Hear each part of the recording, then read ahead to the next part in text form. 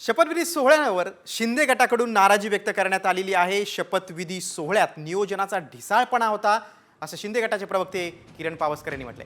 सगळे मुख्य नेते मागे बसले होते, स्टेजवर पक्षाचे नेतेही हवे होते अशी अपेक्षा पावसकरांनी व्यक्त केली। शपथविधी सोहळ्याला अभूतपूर्व अशी गर्दी होती, मात्र नियोजनाचा अभाव असल्याची तक्रार आता शिंदे गटाच्या काही नेत्यांनी केलेली आहे। प्रमुख नेते सगळे मागे बसले होते असं किरण पावसकरांनी म्हटलेलं आहे। सगळ्याच क्षेत्रातील दिग्गज नेते या शपथविधी सोहळ्याला उपस्थित होते आणि कुठेतरी नियोजनाचा अभाव या आझाद मैदानावरील शपथविधी सोहळ्यामध्ये दिसून आला आणि शिंदे गटाच्या नेत्यांनी देखील त्याबाबतची खंत व्यक्त केलेली आहे। सगळे मुख्य नेते मागे बसले होते असं किरण पावसकरांनी सांगितलेलं आहे। मोठी गर्दी उसळल्यानंतर बैठक व्यवस्थामध्ये देखील थोडीशी गोंधळ निर्माण झाला।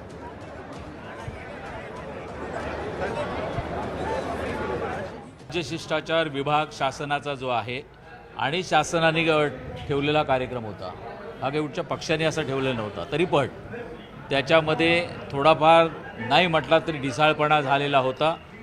आमचे सगळे मंत्री जे सिनियर मंत्री आहेत त्यांची पण बैठकीची व्यवस्था मी स्वतः जाऊन बघितलं तर ते सगळे मागच्या साईडला जाऊन बसले होते आणि साहजिक आहे, ज्या एक नंबर गेटने आपण सगळ्यांनाच एंट्री ठेवली होती, प्रत्येक पक्षाकडे म्हणजे तिन्ही पक्षांकडे काही पासेस येतील असं ठरलेलं होतं आणि त्या पासेस आले। त्याच्यामध्ये आमच्या कार्यालयाला आलेले ते सगळे एक नंबर गेटचे आले।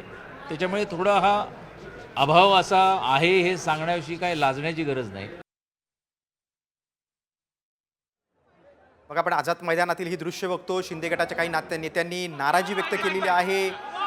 कुठेतरी नियोजनाचा अभाव दिसला, ढिसाळपणा होता, अनेकांनी गर्दी केली, पासेसचं वितरण व्यवस्थित झालं नाही, एकाच गेटनी सगळेजण आले, आमचे प्रमुख सगळे नेते हे मागे बसले होते अशी तक्रार देखील किरण पावसकरांनी केलेली आहे।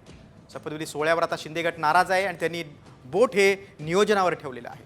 बैठक व्यवस्था व्यवस्थित नव्हती अशी देखील त्यांची तक्रार आहे, कारण सर्व क्षेत्रातील दिग्गज नेते, कार्यकर्ते, पदाधिकारी आले होते, मोठी गर्दी उसळली होती आणि त्यामुळे कुठेतरी नियोजनात ढिसाळपणा समोर आला आणि त्याच्यावरच आता शिंदे गटाच्या नेत्यांनी बोट ठेवलं।